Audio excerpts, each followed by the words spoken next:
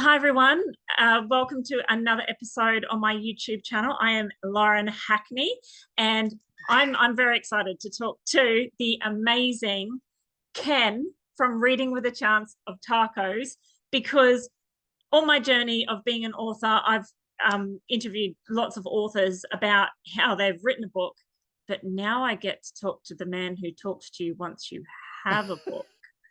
Yeah. Ken, welcome. Thanks, Lauren. Great to be here. I love that intro. The guy you get to speak to once you've got a book deal. That's who I am. Yeah. Yeah. So, for those out there listening, Ken, tell us all about yourself and your podcast. All right. Well, my podcast, Reading with a Chance of Tacos, it all began, Lauren, I guess, when my little book, we're just talking off air a moment ago. My son's now 19. But back in the day, I know that's impossible. Look at this face, 19. But back in the day, Lauren, when he was just a little tacker, we'd spend, like so many of the people I interview, we'd spend hours in the library reading picture book after picture book, bringing home armfuls and going to bookstores. And I thought, wow, and we used to read them and laugh and have so much fun.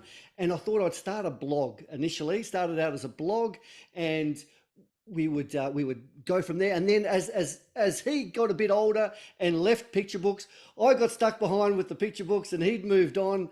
And from there, the blog went into a podcast, and it's, I guess, over the last 2 to 3 years, it's grown. It started similar to yourself, Lauren, starting out just grabbing anybody I could who's up for it, who wants to talk about books. And then, some publishers got him on board, and they started sending me some books to read. Said, can you review this? Oh yeah, happy days. And then I got a bit busy, so I got some kids to read some of the books for me as well, and occasionally they give a review. And we just wanted to have some fun on the podcast, and like you said, then talk to the people who write and illustrate these books. So that's a That, long-winded explanation of tacos there, Lauren. that's amazing, because I think it's what I've sort of got out of that so far is you started something not realizing what it would turn into. And did you have any idea or any expectation that this is what it would be? No, it started, I guess, I started out wanting to be an aspiring author as well, Lauren. So my journey, I guess, goes back even further. I found a long lost brother, Lauren, in Canada after all these years.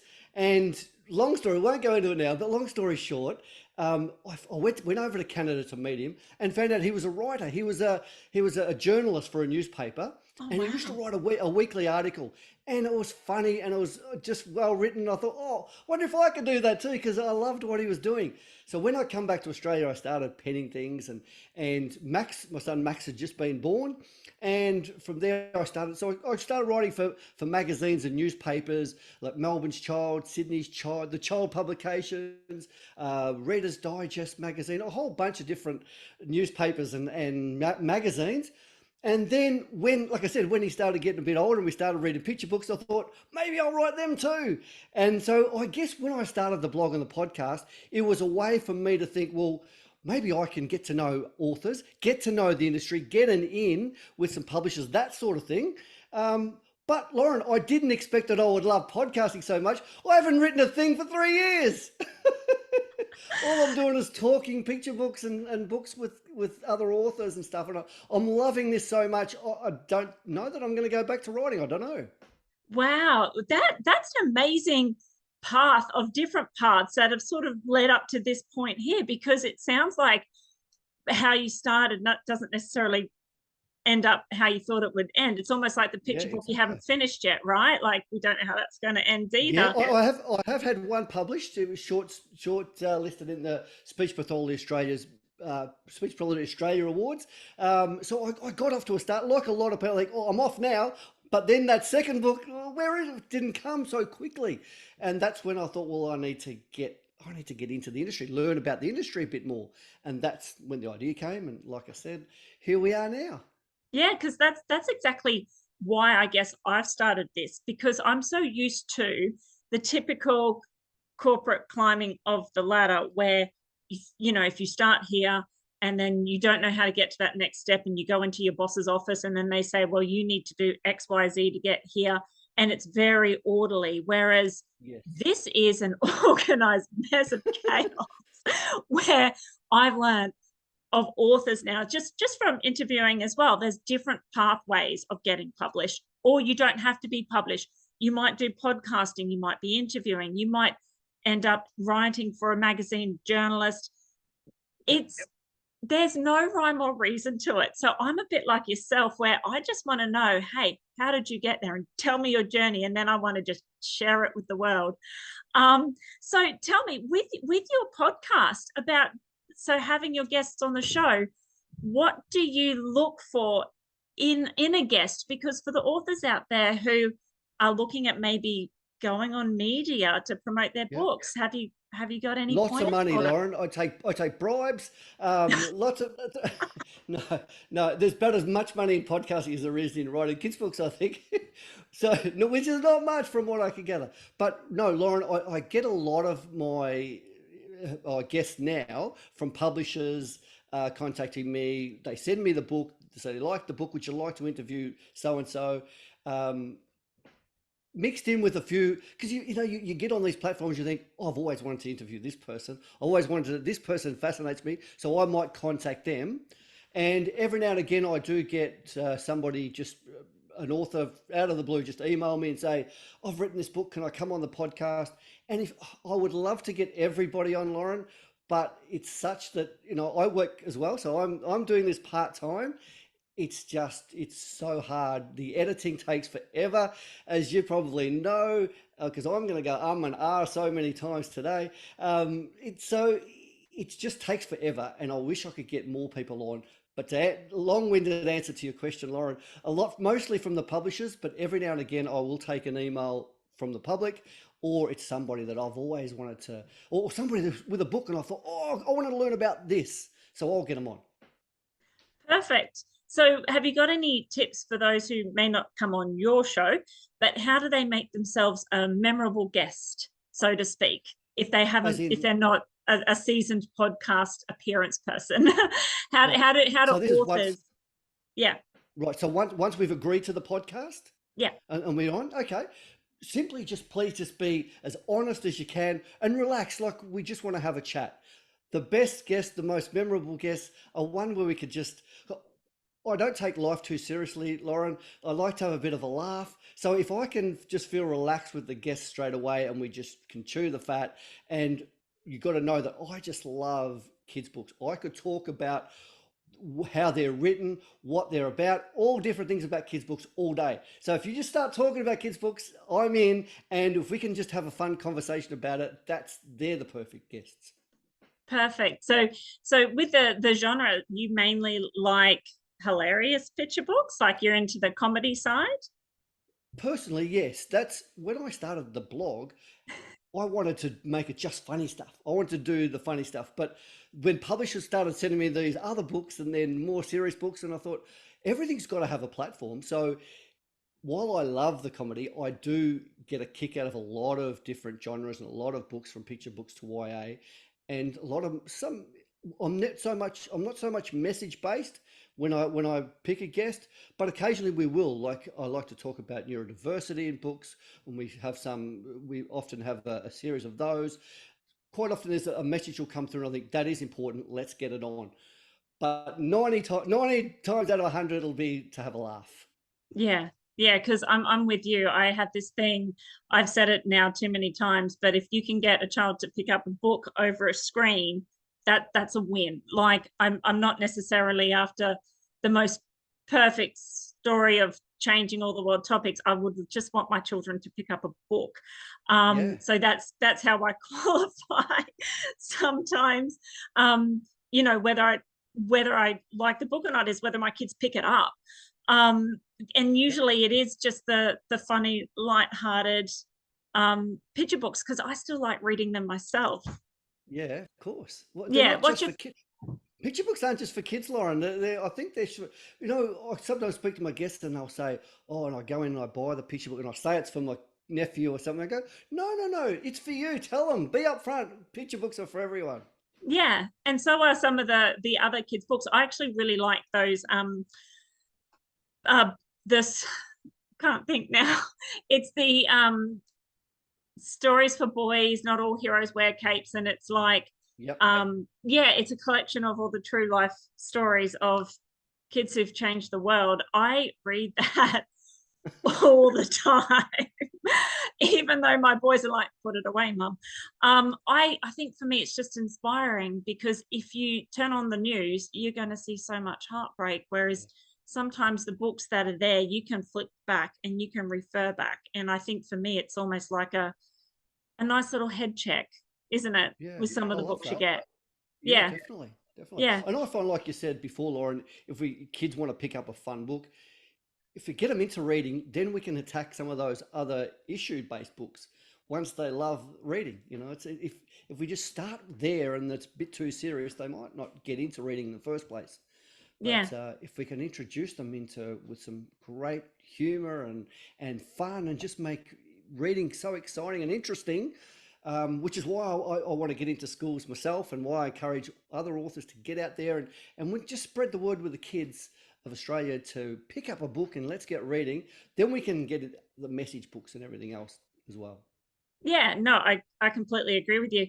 Did you ever try and write books with Max? Yes and no. We tried. We used to read a lot, and we used to do the voices. Like we'd come home, and the sillier the better. And if we were in a silly mood, the sillier the books we'd love, and we'd put on funny voice, and we just cack ourselves laughing. And I just kept thinking, this is what I want to. I want to write like this.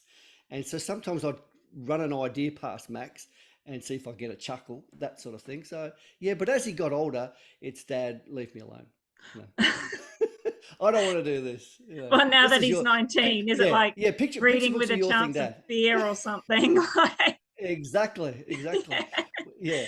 Yeah, So looking exactly. back, do you feel your time with Max, if you were to ask him now, do you feel reading and books would be one of those predominant memories he's got with you? Oh, I think so. I think Yeah. that's.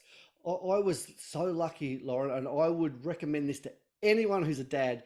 If you get a chance to be a stay-at-home dad, which I was so lucky that I did for a lot of Max's early years, I'd take him to play group, and we'd have days together. In look, we'd spend hours in a library just flicking through all the books and different stages. As I said, picture books, but we also got into early readers and chapter books.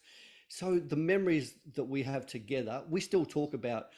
He'll say, "Who are you interviewing this week, Dad?" And if it's someone he remembers, "Oh, did he write that book? Remember we read that book and we did this and we laughed and we did this character voice for that." So yeah, he does. He does remember it, and we both have fond, yeah, recollections of it for sure. Yeah, I think that's so important, and I love that you took that away from that experience, and you've also cemented that, because if he ever does have children one day, chances are that's what he's going to do too. So it's kind of like you've started That would be something, good. like a Yeah. tradition.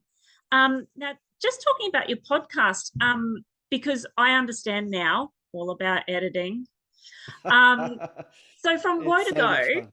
like for those out there who really not sure how much work goes into a podcast, the moment you speak to someone and then the moment you release that interview, how long does it take for you to produce all that? Oh, geez, it can. Sometimes it's based on a timing thing. I might interview somebody and their book's not coming out for another couple of months, so we'll hold it back for release date. So sometimes it's that. But if it was just like I interview now and want to get it out, if we chat for say and mostly we chat for about a half an hour to an hour, most guests, and I want to get it down to roughly 20 to 30 minutes. So with our hour chat to get into that, it's going to take me hours of editing, hours just to get the editing for it. Then we've got to I put the little bits and pieces. We might do a book review as well, maybe some sound effects. So you got to come up with all these things. It takes a good couple of days, I think, to if you do it properly and get a good episode out. Yeah, it's going to take a couple of days. Okay, so for authors out there that are a bit like Ken and thinking, hey, I want to maybe start my own platform, I want to know more, be prepared for some long hours. Yeah. Have you ever found it hard to get particular guests? As in, you wanted certain people, but it didn't happen. Like, has that ever sort of happened to you? Yeah, a lot of the big names. I'd love to have JK Rowling and David Walliams, but you can't always get these people.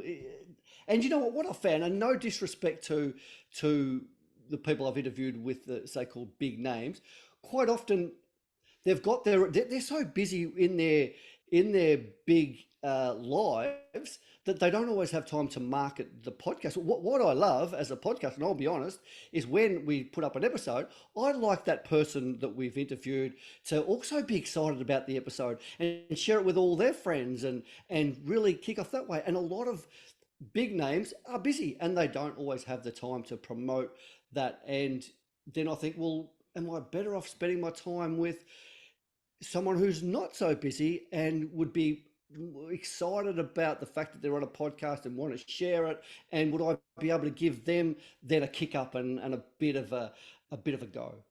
Yeah. Because a lot of the times you think these celebrities, they've already got their platforms. Do I want to promote them anymore? I do, but at the same time, I want to promote everybody in the industry. And like I said, I wish I could get everybody on. And sometimes there's a particular theme that I want to chase, so I'll go for that over a different name. But yeah, sorry again, long-winded. I'm waffling on today, Laura, but a long-winded answer. Yes, there's been a lot of guests that some are just shy and don't want to come on, and some are too busy. But most of the people, like yourself, like myself, we loved that are authors and illustrators, publishers and editors. We love books. We love chatting about it. Yeah. You can't shut us up, Lauren. So most people are happy to come on and have a chat. Most Yeah. people. Oh, no, that's great because I'm guessing, for those out there, this is a bit more food for thought for the author community who feel stuck because Yep. I can resonate what you say by saying, you know what, I I'm not really getting too many bites with my books. The slush pile is just, I call it the 300 and crickets club. And I guess it's like for those listening, okay, so following in Ken's footsteps, might start my own thing, that the hours of editing that go into it, not always getting certain guests, trying to get people involved is difficult. If I can just ask, with authors and illustrators, because again, you get to chat to those who've got the finished product, is there any new information that aspiring authors may not know that you've picked up on over the years that you could share with the community? Wow, I didn't see that one coming. That's heavy. Boom. No, I don't. I don't get a look into to. You'd think I would, just speaking to so many amazing authors. Yeah, I guess the one answer I keep getting back is number one, don't give up. That slash poll is, I still today hear of people and interview them where they're getting 50 rejections and they'll come back the next week and they'll get a publishing deal. So the number one thing is don't give up. Number two is you've got to understand it's darn hard work and you've got to find the time to spend because, like I said, if you're looking, you've got to be a go-getter in some way. If you're not known to the industry, so you're going to go through the slush poll, you don't have an agent, then you've got to do some legwork yourself. Be it get on podcast, be it run a podcast or a blog, whatever it is. But understand that this takes time. And then, well, when am I going to write? Like I've just said, I haven't written a thing in 3 years, Lauren, because this has taken over everything. So you've got to, I guess, prioritize what you want to do. But there has to be something some legwork that you've got to put in. You've got writers groups. Number one, get yourself a writers group. Like-minded people, Lauren, not only do you go over each other's work, but someone will have been to a conference and they'll have heard, did you know such and such is accepting manuscripts, and this publisher's looking for manuscripts about this, and I heard this person's looking for manuscripts about that. And this is how the whole networking starts. Get a group, go to conferences, go into schools, read books to classrooms. Any legwork that you're confident enough to do, just do it. Go to book launches, go to people's launches and say, hi, I'm Ken and I'm an aspiring author. Love your book. All that sort of thing. Just get known. Get your face out there. Look at this That ugly is, head. I mean, it's out there. I saw on your website, you say you have a Facebook podcast. The perfect face for podcast. Yeah. Except now you'll put me on YouTube. What's that about? I don't know if I won't go on there. We'll start it with your son podcasting with a case of beer or something. Well, yeah. No, I love how passionate you are, because after years and years and years, and like you said, you've been knocked back, but you've still got that energy, you still got the drive, and you love sharing information. You want to see everyone else's dreams come true. It's truly something you do have to stay passionate about, is what I've learned. And the more you do mix, like speaking with you today, I've learned more about podcasting than I ever have. Like, and Okay. also about, tips and what have you. So it's true, exactly true what you say. I do want to ask about your podcast. Who's been the most memorable guest you've had? That is so tricky. Memorable guest. I think, you know what, the one that just springs to mind is Emu Guy. It's and there's two, the fly guy. I think because I love that. One of the things I love about the podcast is learning stuff as well. And I didn't know about have you heard of the Great Emu War, Lauren? No. It's thing that happened back in Australia back in the early last century, and Australia went to war against the emus, and we lost. Of course we did. We did. We sent our soldiers in to fight the emus, and they had all the big machine guns, everything ready to go. Bang, bang, bang, bang. Didn't kill them. They were all just running around everywhere. We lost, so the army had to pull out, and they left it to the civilians. But I just think that just talking about that and learning about that was just memorable. We had the fly guy.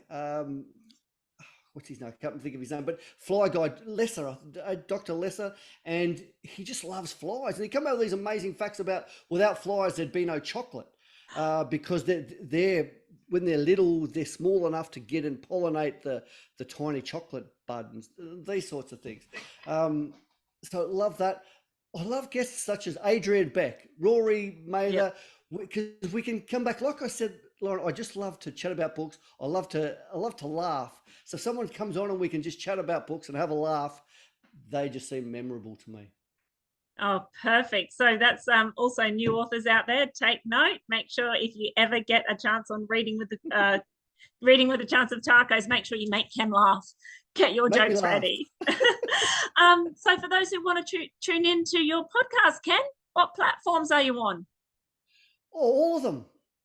No, Apple, predominantly Apple, Spotify, Stitcher, all of on my websites, which is readingwithachanceoftacos.com or .au. I can't remember, but it's there. You just put tacos into tacos podcast, you'll find it. Pretty much all the platforms. Just your favorite, whatever your favorite one to listen to podcasts is, jump on. Perfect. So everyone out there, make sure you jump on the Reading with Tacos website, jump on the Instagram, follow them, give them a like, thumbs up. Also check out their Facebook and do the right thing and share all the episodes that you like, because it not only helps Ken produce excellent new material and keep the podcast going, it also gives the authors a chance to share their work as well and get all the local talent out there that's worked so hard. So thank you so much, Ken, for talking to me today. This was amazing. Oh, it's gone so fast, Lauren. You're amazing. You're the best interviewer in town. Spread the word, Ken. Spread the word. And well said, because we need, if you're listening to Lauren, like she said, if you're listening to Tacos, please share it. Please share our stuff. Please share Lauren's stuff. Get in there. Give her a like. Give her a rating. All of those things, because it is hard work doing the editing, and occasionally we need a bit of encouragement, don't we? Yeah, we do, but we also want to keep great podcasts going that also encourage books and children, and also for those out there looking for some great reads, because let's face it, there's so many new books out there. So thank you so much, Ken, for today's chat. I really appreciate it. Great. Have a great Christmas. Thanks for having me, Lauren. Thank you.